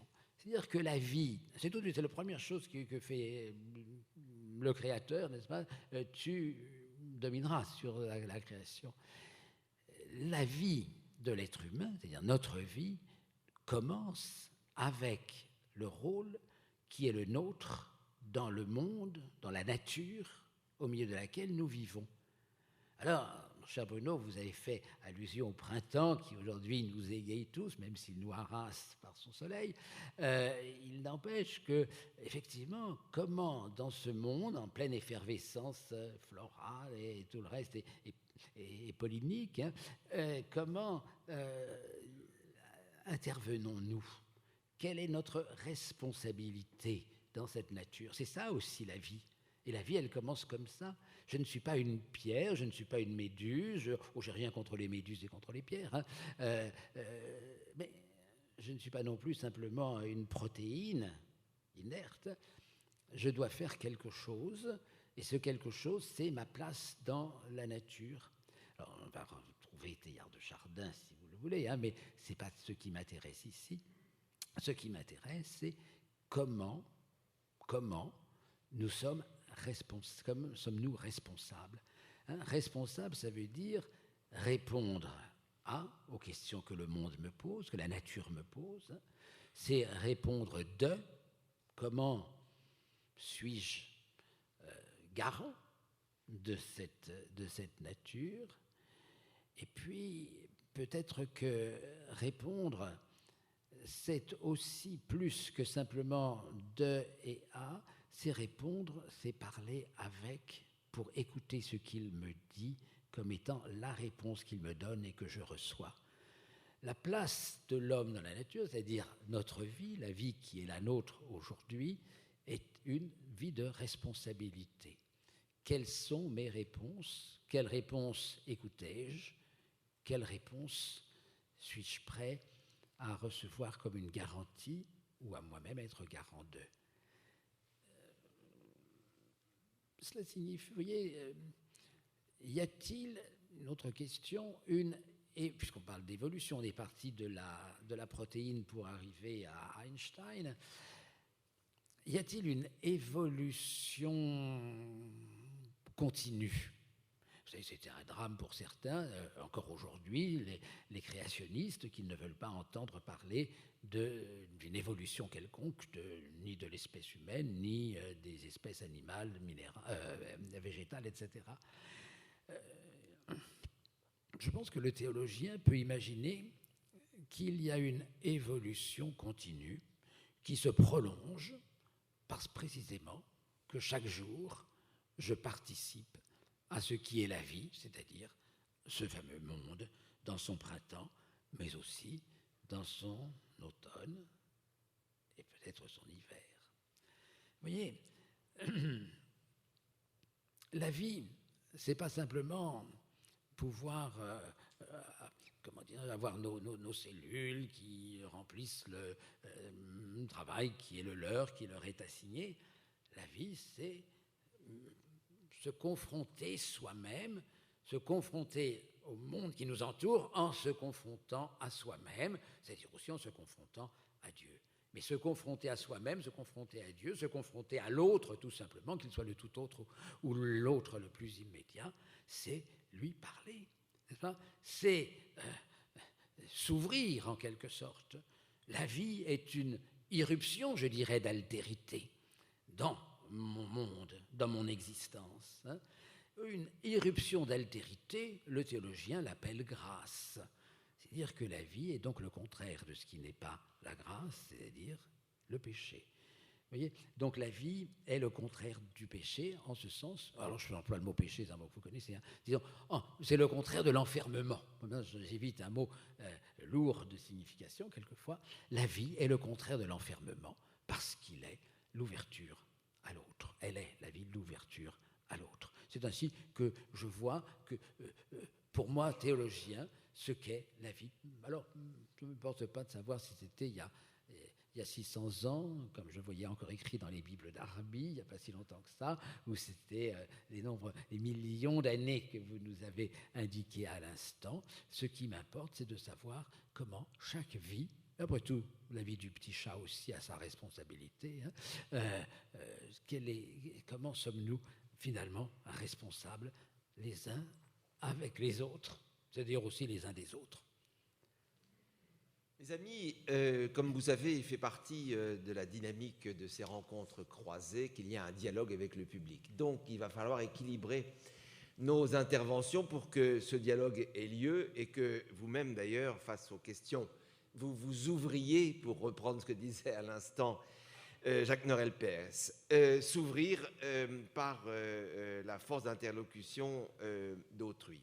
Mais je ne peux pas, pour autant, mettre de côté ce très beau défi qui avait été convenu entre nous. Et pourquoi nous ne parlerions pas du miracle ? Le miracle nous intéresse d'abord parce que j'ai ouvert avec Pascal le dossier, et je tiens à rappeler que cet homme d'une exactitude mentale et d'une probité absolue avait eu à constater un miracle, et que ça a été une des grandes questions de son existence. Comment moi, qui plaide pour un déterminisme scientifique où rien ne vient de rien, pour reprendre ce qu'on disait tout à l'heure, j'ai eu à observer que ma petite nièce avait une fistule à l'œil et que par la position d'une épine de la croix du Christ, elle s'est trouvée miraculeusement guérie. Il y a donc une question du miracle non seulement pour le superstitieux, mais une question du miracle pour l'observateur savant. Et donc, je crois que ça n'est pas en vain que vous avez demandé l'un et l'autre à faire émerger la question du miracle. Ce sera au fond, à l'occasion du miracle, pour vous, le moyen de conclure votre double intervention solitaire, ou du moins duel, et ensuite, il y aura le miracle de vos questions. Alors, il y a eu beaucoup de questions. Il y a donc dans ce livre-là, il y a un chapitre qui est consacré à un miracle qui a eu lieu au Portugal en 1917, c'est il y a donc pas très très longtemps, qui est le miracle de Fatima. Et beaucoup de gens nous ont dit ou nous ont écrit « Comment est-ce possible que dans un livre de science sérieux, vous ayez mis un chapitre sur un miracle ? C'est vraiment ridicule. » Alors j'ai dit, écoutez, je dis en général aux gens, écoutez, dites-moi ce qui s'est passé ce jour-là, et puis on enlèvera éventuellement le chapitre. Mais on va revenir d'abord à la logique. En fait, ils ont tort. Parce qu'il n'y a que deux thèses dans la question de l'existence de Dieu et d'un Dieu créateur. Il n'y a que deux thèses. C'est très intéressant parce que ça simplifie la vie. C'est binaire. Dieu existe ou Dieu n'existe pas. Point barre, c'est tout. Bon. Alors à partir du moment où c'est binaire, les thèses ont parfois des implications. Et c'est ça qui est très très important. Donc si on prend la thèse de l'inexistence de Dieu, la thèse de l'inexistence de Dieu est plus intéressante que la thèse de l'existence de Dieu, parce que la thèse de l'inexistence de Dieu, elle a des implications observables. Alors, si Dieu n'existe pas, nous avons déjà dit, l'univers ne peut pas avoir de début. C'est la première implication de l'inexistence de Dieu. Première implication de l'inexistence de Dieu, l'univers ne peut pas avoir de début. La deuxième, c'est qu'il ne peut pas être réglé particulièrement bien. Ça ne peut venir que du hasard, des lois, des nécessités, etc. Et donc, il ne peut pas y avoir de réglage fin. Voilà. Deuxième implication de l'inexistence de Dieu. Et puis, troisième implication de l'inexistence de Dieu, c'est que le vivant doit apparaître naturellement à partir de la matière. Voilà. Donc, on les a vus, ces trois-là. Mais il y en a d'autres. Voilà. Et alors, il y en a une qui est évidente, et vous serez tous d'accord, c'est que si Dieu n'existe pas, il n'y a pas de miracle. Voilà, ça c'est sûr. Voilà. Si Dieu n'existe pas, il n'y a pas de miracle, tout est explicable. Voilà. Alors, très bien, c'est très intéressant, parce qu'il s'agit justement de se saisir d'un cas. Donc, on se saisit d'un seul cas. Et alors, on se saisit d'un seul cas, j'ai failli en mettre deux, d'ailleurs je regrette, je pense que dans la prochaine édition, on mettra un deuxième cas, qui se passe en Inde, d'ailleurs chez les hindous. Mais on va prendre ce cas-là, parce que ce cas-là, de ce qui s'est passé à Fatima, il a un caractère très très particulier. C'est récent, 1917, c'est-à-dire qu'on est à l'ère moderne. Il y a des journalistes, il y a des photographes, et il y a 3 enfants incultes qui ont écrit, qui ont expliqué, et c'est paru dans les journaux, on peut les voir dans les journaux, qu'il y aurait un miracle tel jour, à telle heure. Voilà, donc à tel endroit. Et donc il y a 60, selon les gens, il y a entre 50 000 et 70 000 personnes, dont beaucoup de gens qui sont hostiles à la religion, parce qu'il faut rappeler qu'en 1917, le Portugal est dans un régime extrêmement anticlérical, extrêmement violent. Tous les ordres religieux ont été interdits, l'éducation religieuse a été interdite, les écoles religieuses ont été supprimées, etc., etc. Et donc on est dans un cas, donc c'est plus intéressant, on est dans un pays très, très anticlérical. Et il y a donc des journaux aujourd'hui qui existent et qui disent, voilà, il y a des enfants qui disent en mai 1917 que le 13 octobre à midi, à cet endroit, il y aura un très grand miracle. Voilà. Alors 70 000 personnes y vont. Sur les 70 000 personnes, il y en a beaucoup de milliers qui vont pour se moquer, parce que ce sont des libres penseurs, bien sûr. Et voilà, et alors ils vont voir qu'il se passe un événement tout à fait extraordinaire. Alors, nous sommes de nouveau les candides, on se pose la question, et donc moi je laisse le lecteur faire son choix. Il y a très peu d'explications possibles. Il y a 6 explications possibles, il ne s'est rien passé, un phénomène météorologique, un phénomène cosmologique, une hallucination, ou bien une supercherie. Voilà, donc on débat un petit peu des cas. Et puis alors, le dernier, bien sûr, si aucun de ça marche, le vrai miracle. Alors, le miracle, dans ce cas-là, il y a une preuve de l'existence de Dieu. Bon.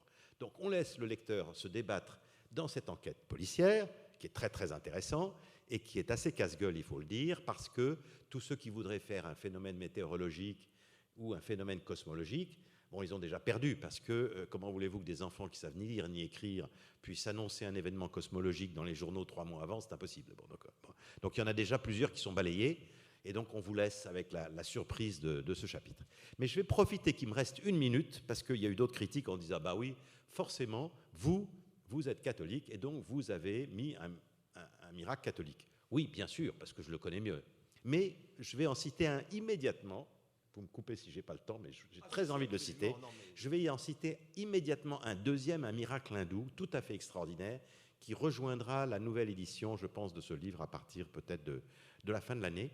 C'est un mathématicien extraordinaire que connaissent tous les mathématiciens, l'un des plus grands mathématiciens du monde, qui vit à l'ère moderne, il vit en 1900. Il s'appelle Ramanujan. Voilà.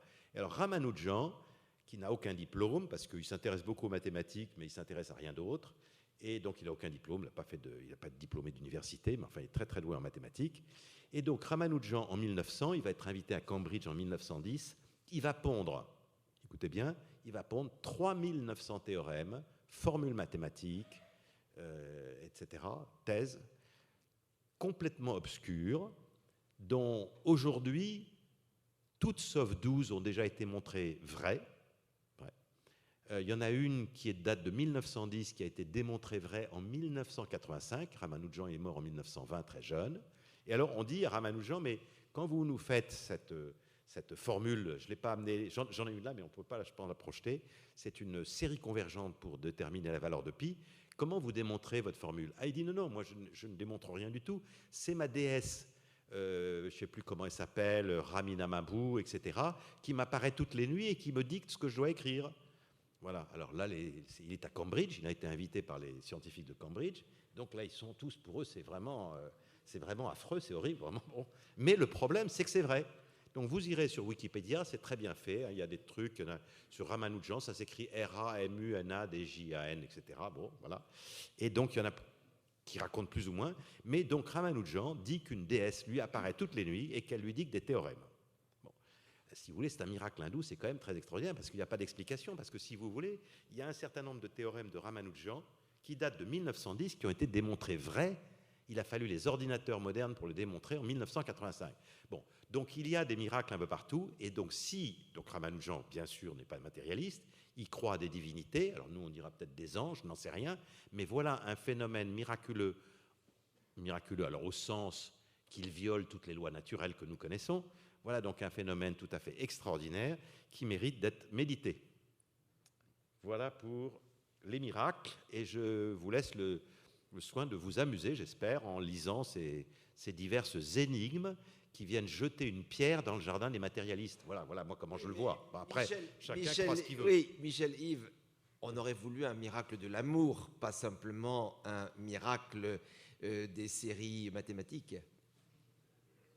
Alors je demande aux théologiens de nous sortir son jugement sur ces miracles. Mais écoutez, moi je partirais d'une affirmation de Goethe dans la scène d'exposition de son Faust. Il nous dit Das Wunder ist des Glaubens liebstes Kind. Hein?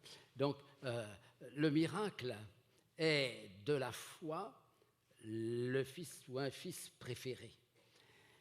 Ce que je retiens de ça, Liebstskind, hein, l'enfant très aimé, c'est que c'est de la foi qu'il l'est.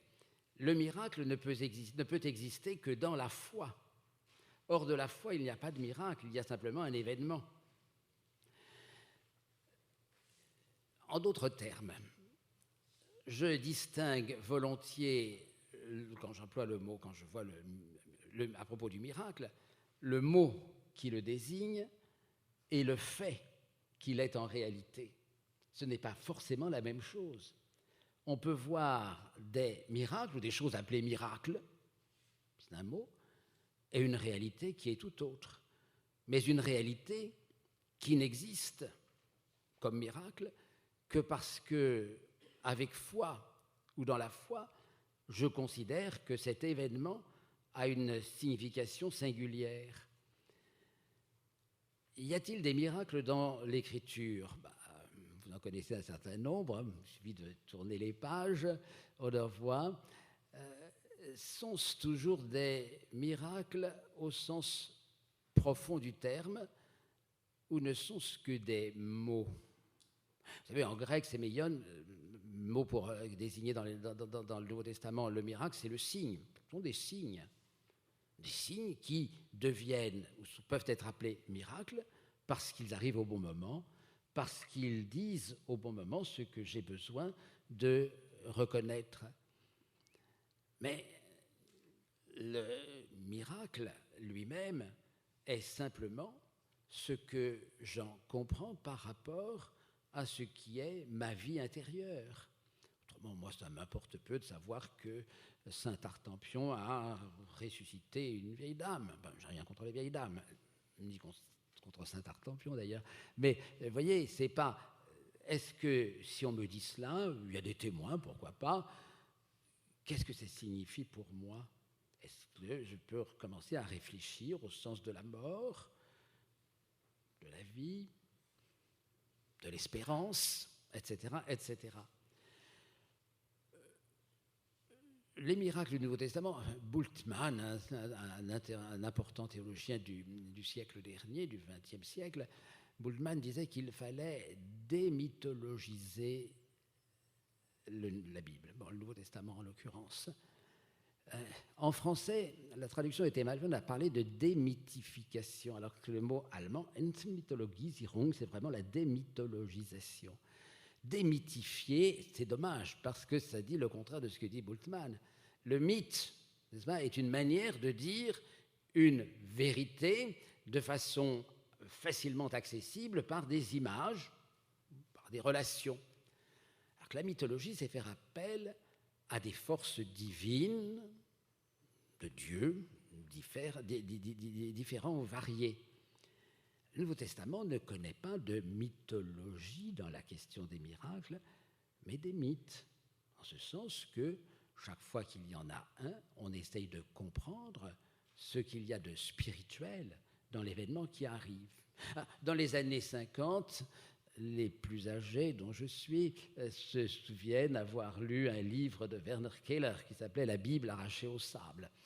Ce livre essayait d'expliquer tous les miracles de l'Écriture, comment la mer Rouge a pu se rétracter, comment les murailles de Jéricho sont tombées, etc. Était-ce intéressant à lire? Oui, moi, quand j'étais jeune, je trouvais ça passionnant de savoir qu'il avait fallu sonner les trompettes tant de fois pour faire vibrer les murs, et que, etc. Ça avait dégringolé à Jéricho. Mais en vérité, ça ne me disait rien de profond, cette explication des miracles. Alors que si j'essaye de comprendre qu'effectivement, quand les murailles de Jéricho sont tombées, le peuple a pu entrer dans la terre promise, c'est une toute autre signification. Vous comprenez? Le miracle, ce n'est pas que les murailles sont tombées, c'est que le peuple d'Israël est entré dans la terre promise, à Canaan. Vous voyez comment il faut comprendre le miracle? Alors, il y a, je sais, quelquefois, on va me dire, mais il y a des miracles plus modernes, effectivement. Vous avez parlé de Fatima, je vois en France, on a Lourdes, qui est quand même... Je me garderai bien de tout jugement de valeur sur ce qui s'y passe, mais je constate simplement, oui, il y a le mot miracle, est-ce un miracle à Lourdes que la Vierge apparaisse à Bernadette et aux autres, ou bien est-ce simplement un événement? Bon, moi je veux bien qu'il y ait un événement, que Bernadette ait vu et entendu une dame lui parler. Dans ma foi, personnellement, ça ne me dit pas grand-chose, mais je veux bien admettre que pour d'autres, cela signifie beaucoup de choses. Vous voyez, la question, comment on peut appréhender la question du miracle? Comment ce qu'on appelle miracle est pour moi source vivifiante, puis spirituelle. Vous voyez, le miracle ne peut répondre qu'à la subjectivité de ma foi. C'est très subjectif, le mot miracle. Alors, la vie est-elle un miracle? La création du monde est-elle miraculeuse? Je laisse à chacun le soin d'en décider pour lui et de voir ce que ça signifie dans son existence spirituelle. Voilà. Messieurs, merci pour cette générosité avec laquelle vous avez exposé vos thèses profondes. En conclusion, nous pouvons mettre un terme à nos travaux de ce soir, et je vais tout de suite redonner la parole à notre grand maître afin qu'il donne les mots de la conclusion. J'ai juste deux choses à faire avant de faire cette transmission. La première, c'est que je voulais remercier particulièrement deux personnes qui ont été des éléments fondamentaux pour l'organisation de cette soirée. Daniel Pacou, qui a eu l'idée, qui a rencontré Michel-Yves Bolloré et qui a su qu'il y avait les conditions pour faire un grand débat ce soir à la Gélénève. Ensuite, Olivier Badeau, qui, à mes côtés, m'a aidé et m'a secondé de façon admirable pour que tout ce soit ordonné ce soir. J'avais promis un moment d'épreuve, de mise à l'épreuve dans le débat. Je vous le réservais et je vous le donne. Voilà ce que Pascal pense de notre soirée. Je regarde de toutes parts et je ne vois partout qu'obscurité. La nature ne m'offre rien qui ne soit matière de doute et d'inquiétude. Si je n'y voyais rien qui marquât une divinité, je me déterminerais à la négative. Si je voyais partout les marques d'un créateur, je reposerais en paix dans la foi, mais voyant trop pour nier et trop peu pour m'assurer, je suis en un état à plaindre et où j'ai souhaité 100 fois que si un Dieu la soutient, elle le marqua sans équivoque, et que si les marques qu'elle en donne sont trompeuses, qu'elle les supprimât tout à fait, qu'elle dit tout ou rien, afin que je visse quelle partie je dois suivre, au lieu qu'en l'état où je suis, ignorant ce que je suis et ce que je dois faire, je ne connais ni ma condition, ni mon devoir. Mon cœur tend tout entier à connaître où est le vrai bien pour le suivre. Rien ne me serait trop cher pour l'éternité. Grand maître, vous avez la parole. Merci. Mesdames, mes sœurs, mes frères, messieurs, dignitaires qui représentaient les autres obédiences, dignitaires de la GNF, mes chers amis, quelle belle soirée. Merci Bruno, toujours de cet enchantement poétique que tu mets dans toutes tes interventions. Merci à nos deux conférenciers. J'ai voulu cette soirée. Je l'ai voulu et on a choisi ce terme volontairement de regard croisé et qui en est la parfaite démonstration de ce que nous avons eu tout à l'heure. Pour ceux et celles qui ne connaissaient pas nos lieux, j'espère que vous avez pu en profiter et voir en effet la beauté, le patrimoine que nous essayons de porter. Tout est affaire de rencontre. À la lecture de votre livre, Monsieur Bolloré, et en effet parce que Daniel Pacou nous en avait parlé et qu'on avait décidé d'en faire une conférence, on a souhaité évidemment donner plus d'ampleur. Et ça allait très très bien avec ce que nous sommes. Et j'ai souhaité en effet que notre très respectable frère, pasteur, Jacques-Noël Pérez, nous vous apporte non pas la contradiction, parce que ce n'est pas ce que nous sommes, mais véritablement porte ce regard. Tout à l'heure, Jacques-Noël, tu as cité Jacques Monod. Dans mes études universitaires, en effet, il y a quelques années, Jacques Monod et son livre « Le hasard et la nécessité » étaient au cœur de toutes les discussions. Et je dois dire qu'après sa lecture, c'est ça qui m'a amené à devenir maçon. Parce que je voulais en effet conforter ce que je pensais dans ces éléments de ma foi, dans les éléments de ma croyance et dans les éléments de ma fraternité, de ma spiritualité. Et ce que j'ai retenu ce soir, essentiellement, et qui me conforte, et qui j'espère vous a conforté également, c'est que la question n'est pas tant celle de la création, mais la question est celle de la créature.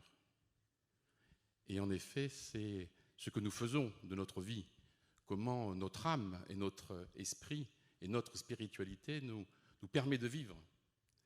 Et plus ce monde qui aujourd'hui parfois nous stupéfait, plus ce monde est empreint de colère, plus ce monde est difficile, plus ce monde est en perte de sens et de repères, en tout cas dans les obédiences maçonniques, et je dis les obédiences maçonniques parce qu'il y a toutes les voies, il y a toutes les maisons de Dieu.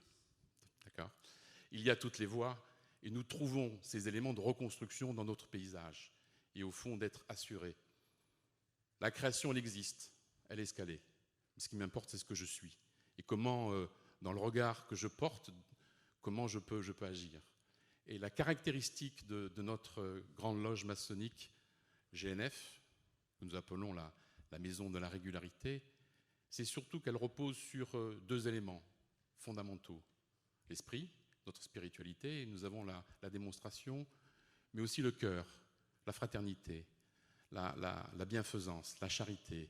Et je suis aussi ravi que nous ayons pu organiser avec un certain nombre de frères des opérations humanitaires fortes depuis très longtemps avec la Fondation, mais notamment par rapport à l'Ukraine. C'est notre moyen d'agir. Nous intervenons jamais, nous, dans le débat sociétal, dans le débat politique. On a son jugement d'hommes et de femmes. Mais face à ceux qui sont dans le désespoir, à ceux qui sont dans la peine, nous avons réagi, nous avons apporté des médicaments, nous apportons, nous recueillons des gens. C'est ça le maçon, c'est ça la maçonne. C'est cette forme d'expression fondamentale qui nous unit et ce regard croisé que nous portons. Vraiment, je vous remercie ce soir et c'était pour moi une première et un très beau succès. Monsieur Bolloré, j'ai un petit présent à vous remettre. Tu es, toi, le régional de l'étape, si je peux me permettre, tu me pardonnes. C'est un cristal qui signifie aussi beaucoup de choses pour nous et dont j'espère que vous verrez à travers la transparence de ce qu'il est, qu'il porte un certain nombre d'éléments fondamentaux de notre maison. C'est lourd, hein, je suis désolé, vous y allez le porter.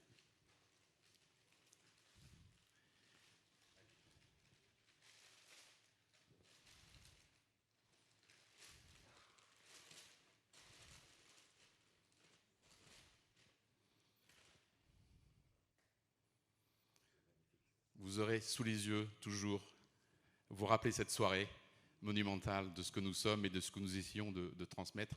Je vous remercie, je remercie toutes celles et tous ceux qui ont pu être présents ce soir. Je crois, Monsieur Bolloré, que vous faites encore une dédicace. Voilà, donc pour celles et ceux qui souhaitent, il y a encore quelques éléments de dédicace. Ensuite, pour ceux qui sont avec moi, nous nous retrouverons pour terminer en cocktail avec, évidemment, tous ceux qui ont participé à cette opération que je remercie profondément. Merci Olivier, merci Servet, merci vous tous. Et je vous propose en effet de les applaudir à la fois de tous.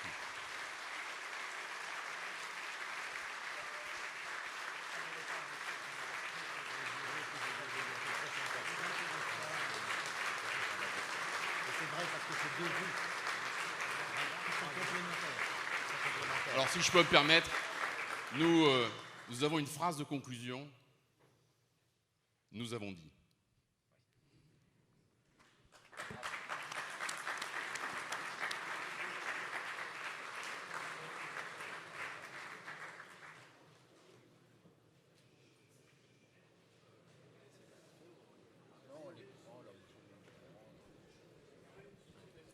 Monsieur, s'il vous plaît.